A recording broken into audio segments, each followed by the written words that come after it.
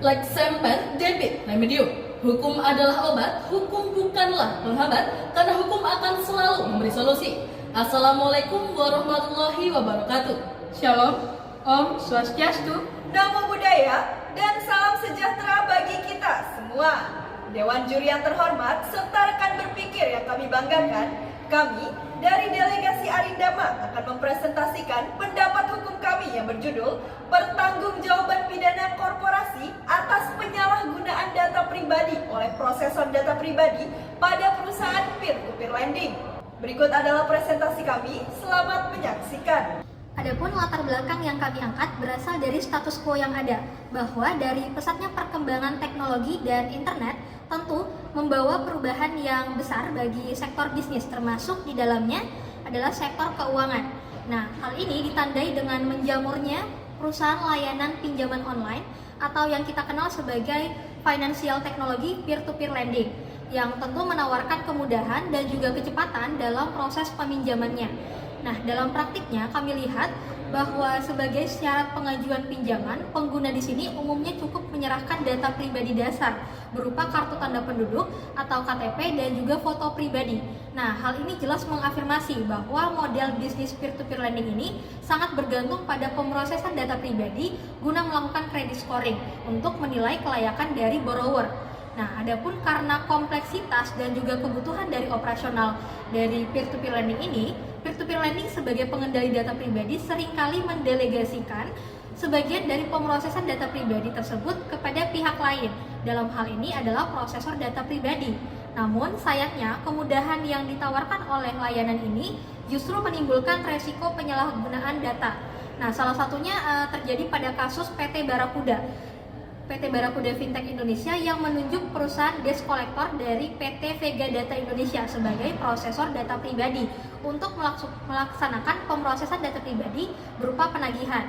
Nah, alih-alih melaksanakan tugas sesuai dengan ketentuannya, prosesor tersebut menyalahgunakan data pribadi nasabah yang menunggak dengan melakukan ancaman sebagai tekanan dari penagihan tersebut. Nah, hal ini tidak lepas dari kegagalan korporasi inkasu peer-to-peer lending dalam melindungi data pribadi nasabahnya. Sehingga hal inilah yang melatar belakangi kami untuk membahas isu terkait apakah di sini korporasi inkasu pengendali data pribadi itu dapat dimintai pertanggungjawaban pidana atas penyalahgunaan data pribadi oleh prosesor data pribadi menurut Undang-Undang Nomor 27 Tahun 2022 yang selanjutnya akan dijabarkan lebih lanjut oleh rekan saya. Dewan juri yang terhormat, dasar hukum utama yang kami gunakan adalah Undang-Undang Nomor 27 Tahun 2022 tentang perlindungan data pribadi, di mana dalam pasal 1 angka 4 UU PDP mendefinisikan bahwa pengendali data pribadi merupakan pihak yang menentukan tujuan dan melakukan kendali pemrosesan data pribadi. Sementara prosesor data pribadi sebagaimana pasal 1 angka 5 UU PDP didefinisikan sebagai pihak yang melakukan pemrosesan data pribadi. Selain itu, UU PDP tidak hanya mengkualifikasikan pengendali data pribadi dan prosesor data pribadi hanya terbatas pada orang perseorangan saja, namun juga mencakup korporasi.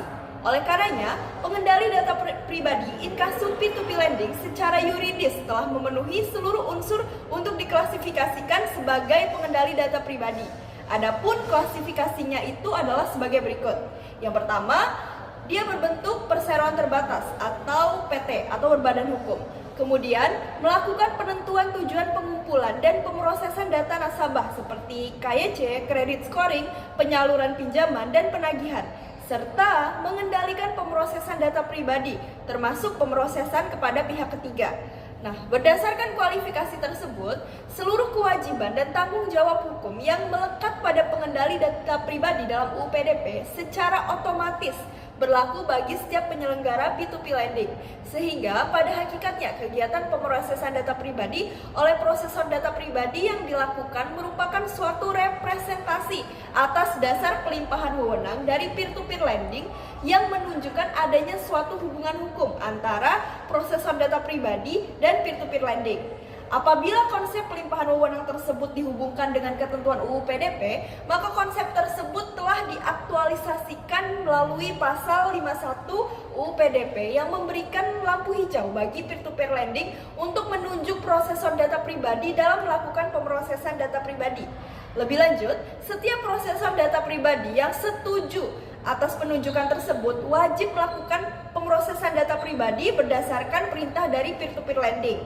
Oleh karenanya, hubungan hukum keduanya dapat didasarkan atas dasar kontrak pemrosesan data pribadi.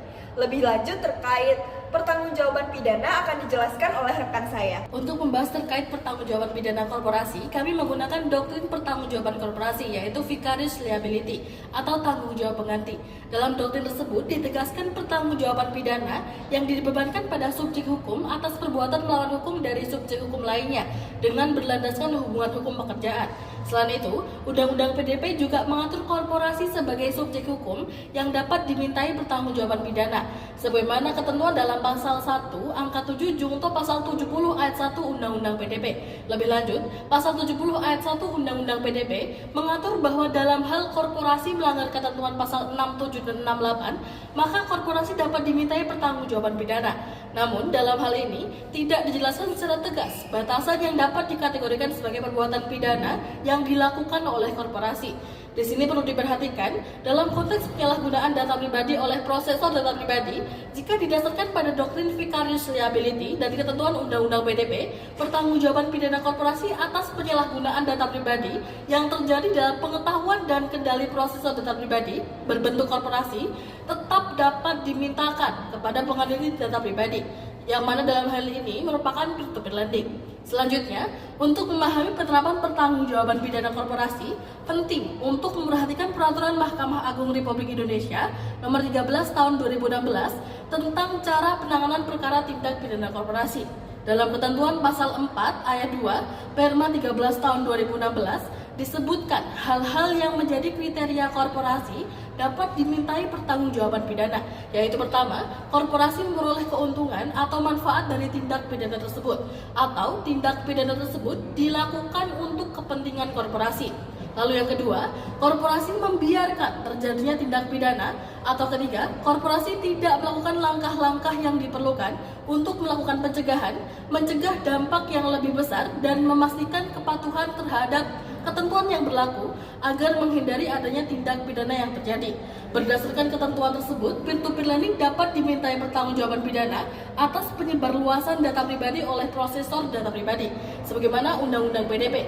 Namun ketentuan tersebut terkait dengan apakah korporasi dapat dimintai pertanggungjawaban pidana tetap harus memenuhi unsur yang dipersyaratkan dalam Perma 13 tahun 2016. Yang mana di sini artinya korporasi dapat dimintai pertanggungjawaban pidana bila mana telah sesuai dengan ketentuan dalam Undang-Undang PDP dan Perma 13 tahun 2016. Kemudian untuk kesimpulan dan rekomendasi akan dijelaskan oleh rekan saya. Berdasarkan analisis terhadap ketentuan dalam UU PDP, doktrin pertanggungjawaban pidana korporasi, serta Perma nomor 13 tahun 2016, maka di sini dapat disimpulkan bahwa penyalahgunaan data pribadi yang ditimbulkan oleh prosesor data pribadi tetap dapat menimbulkan pertanggungjawaban pidana bagi korporasi peer-to-peer lending sebagai pengendali data pribadinya melalui penerapan doktrin vicarious liability. Namun di sini perlu kami pertegas bahwa pertanggungjawaban tersebut hanya berlaku jika unsur kesalahan dari korporasi ini dapat dibuktikan sebagaimana dipersyaratkan dalam pasal 4 ayat 2 Perma 13 tahun 2016. Nah, dengan demikian korporasi in casu peer-to-peer lending dapat dimintai pertanggungjawaban pidana atas penyalahgunaan data pribadi oleh prosesor data pribadi hanya jika seluruh unsur dalam UU PDP dan juga Perma nomor 13 tahun 2016 terpenuhi. Nah, kemudian berdasarkan kesimpulan tersebut, di sini rekomendasi dari kami yakni pertama, Presiden sebagai pihak yang berwenang untuk membentuk lembaga pengawas perlindungan data pribadi sebagaimana yang telah diamanatkan dalam pasal 58 ayat 2 Undang-Undang PDP perlu segera untuk membentuk lembaga pengawas perlindungan data pribadi dan juga menyiapkan aturan dari pelaksana UU PDP guna memastikan penegakan hukum atas penyalahgunaan data pribadi itu dapat berjalan efektif, terutama pada korporasi.